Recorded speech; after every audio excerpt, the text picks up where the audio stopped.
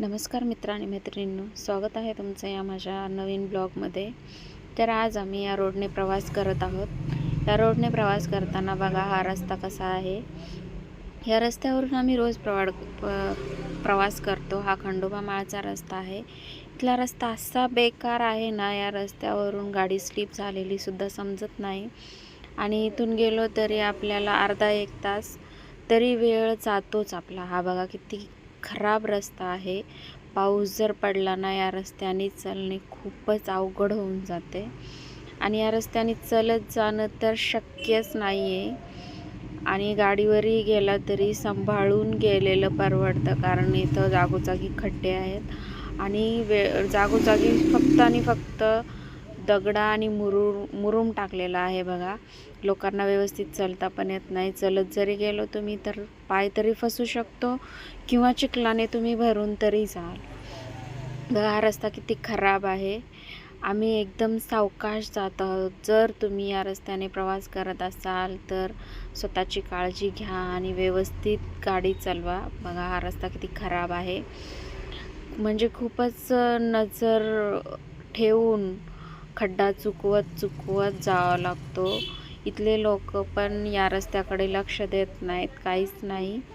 आम्ही खूप जणांना सांगून पण कंटाळलो। बघा हा रस्ता किती खराब आहे।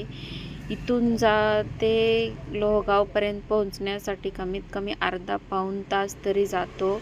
जर जॉबला जाणारे लोक असतील तर त्यांना तर खूपच उशीर होतो आणि कंटिन्यू इथून प्रवास करणे म्हणजे खूपच अवघड आहे।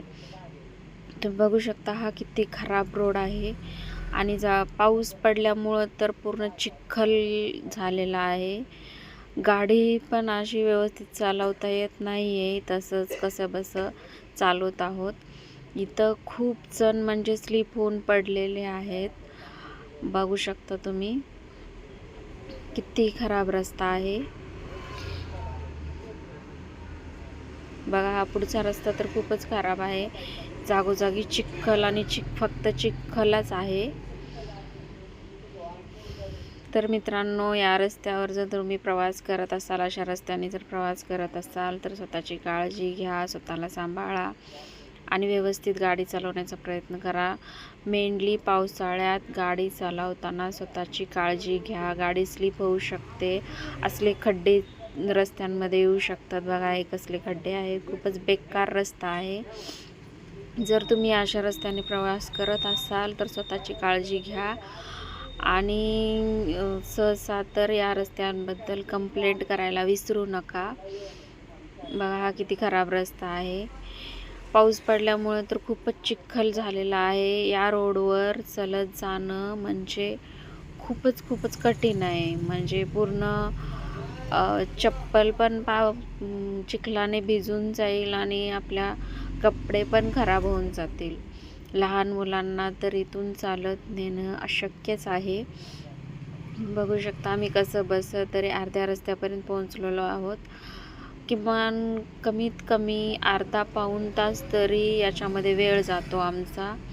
हा खूपच खराब रस्ता आहे खरंच। हा बघा किती खराब रस्ता आहे, म्हणजे एका वन साईड रस्ता आहे आणि एका रस्त्यावर 5-6 गाड्या जरी उभ्या राहिल्या इथं तर खूपच ट्रॅफिक होण्याची शक्यता आहे। पूर्ण चिखलाने पूर्ण गर्दी करून टाकलेली आहे इथं। म्हणजे पाऊस एवढा चालू आहे ना, या पावसामुळे तर या रस्त्याला पूर्ण रूपच आलेलं आहे, तुम्ही बघू शकता।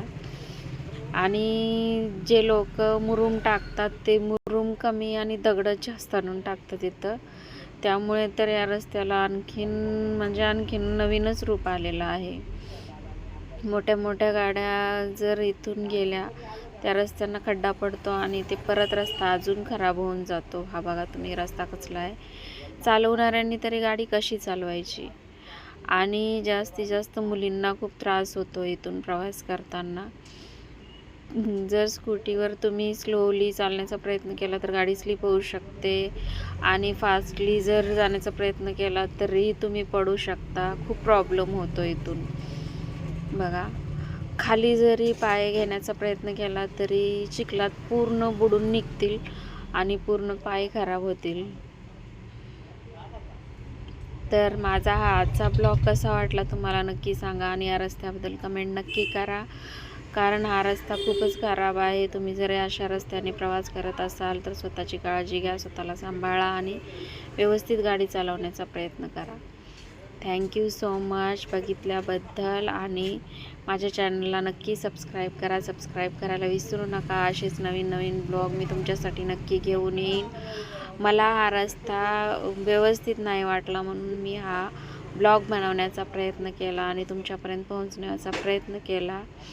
जर तुम्हालाही हा माझा ब्लॉग असेच ब्लॉग पाहिजे असतील तर माझ्या चॅनलला नक्की सबस्क्राईब करा, लाईक करायला विसरू नका आणि शेअर करायला पण विसरू नका. Thanks for watching. Thank you so much.